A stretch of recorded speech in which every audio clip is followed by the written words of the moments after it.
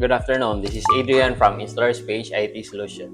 Currently, we have a new client named GRPA Travel and Tours, and they needed structured and fiber cabling services.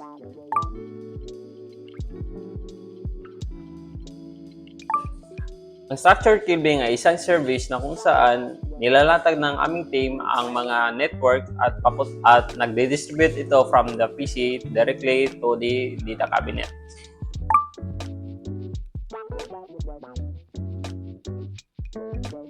Kinakailangan merong structured cabling kasi nga may mga clients tayo na kung saan may mga PC na kinakailangan na nakakonect sa network, hindi lang sa mga wireless at mostly kasi sa mga PC na ginagamit natin ay meron siyang mga dedicated na Ethernet ports na kung saan doon pina-plug para maka-access ng internet.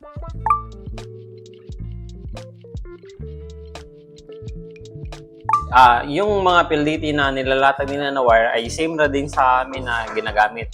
Ang gamit naman ng fiber cabling ay para siyang isang mataas na linya na kung saan from the PLDT box papunta sa mga client natin ay kaya itong suportahan na more or less 10 km if I remember it correctly. At saka naman yung sa structure naman niya is para na siyang naglatag lang ng wire papunta sa box directly sa router ng ating mga ISP.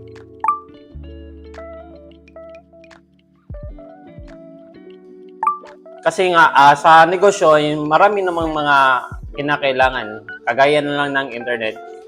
Mostly kasi sa mga negosyo is dapat meron tayong internet kasi nga paano tayo tatawagan ng mga kliyente natin or mga client na hindi naman wala silang mga internet.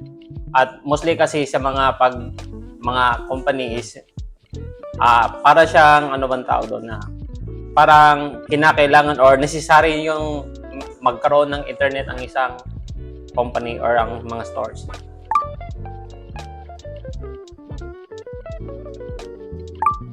Ang may papayo ko lang is mag-consult tayo sa ating mga IT consultant, yung mga may idea sa mga ganitong larangan. Kaya nga sa mga baguhan na mga gustong matuto or gustong magkaroon ng idea is mas mabuting magkonsulta sa mga mabibihasang tao.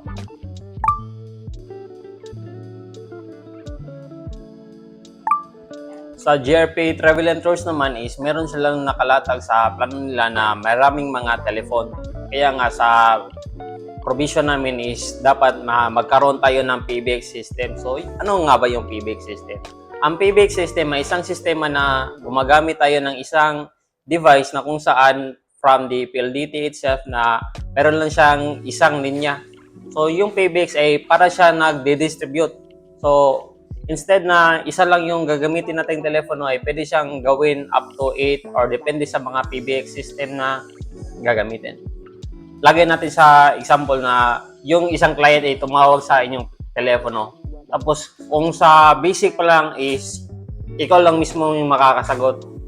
Kung meron tayong PBX system ay pwede natin siyang ipasa sa ating mga other telephones kagaya na lang ng papunta sila sa sales o di kaya sa mga IT. That's all. Thank you.